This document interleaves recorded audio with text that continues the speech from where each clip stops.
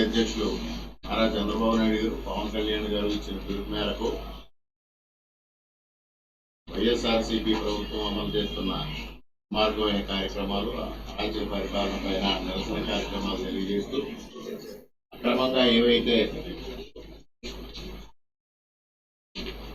జీవోలు ఇచ్చి ప్రజలను ఇబ్బంది పెడతా ఉన్నారో ఆ ఇబ్బందుల పైన ప్రజలను చైతన్యవంతులు చేయడం కోసం ఆ రోజు భోగి మంటల్లో జీవో ప్రతుల్ని కానీ ఇతర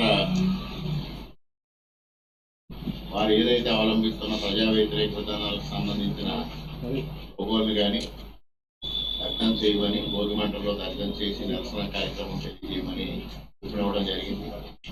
సాక్షాత్తు చంద్రబాబు నాయుడు గారు పవన్ కళ్యాణ్ గారు కూడా ఆ కార్యక్రమంలో పాల్గొన్నారు.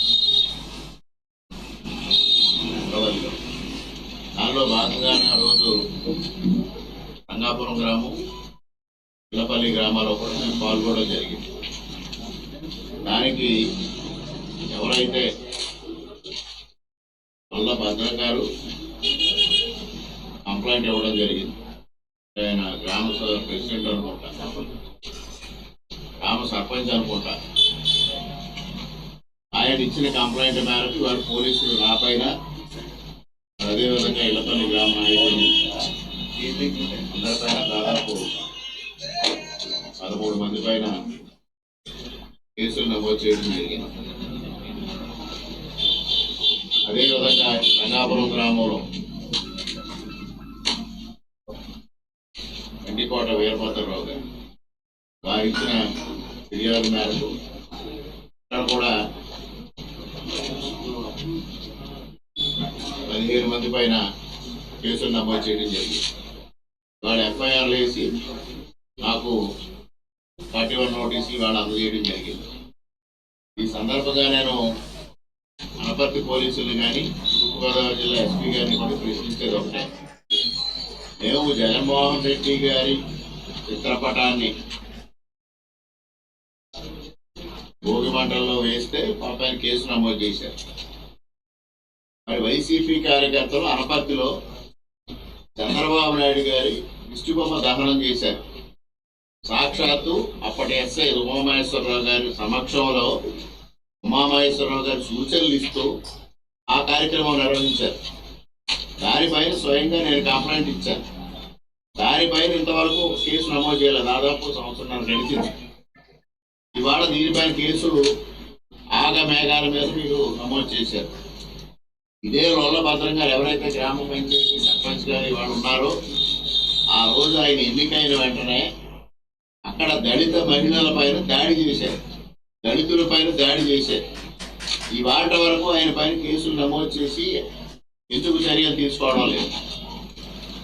అదేవిధంగా ఇదే రోళ్ళభద్రం గారు ఇతర నాయకులు అక్రమంగా ఇళ్లపల్లి గ్రామంలో గ్రావెల్ తవ్వుతూ ఉంటే ఆ విషయాన్ని పరిశీలించడానికి ప్రెస్ మిత్రులు వస్తే, మీడియా మిత్రులు వస్తే వాళ్ళపైన ఈ డాక్టర్ సత్యసూర్యనారాయణ రెడ్డి గారు 307 కేసులు పెట్టించారు. అక్రమ గ్రావెల్ తమ్మిన రోళ్ళభద్రం పైన కానీ ఇతర పైన కానీ కేసులు లేవు. ఎందుకు ఈ వివక్ష? పోలీసు వ్యవస్థను మేము ప్రశ్నిస్తా ఉన్నాం.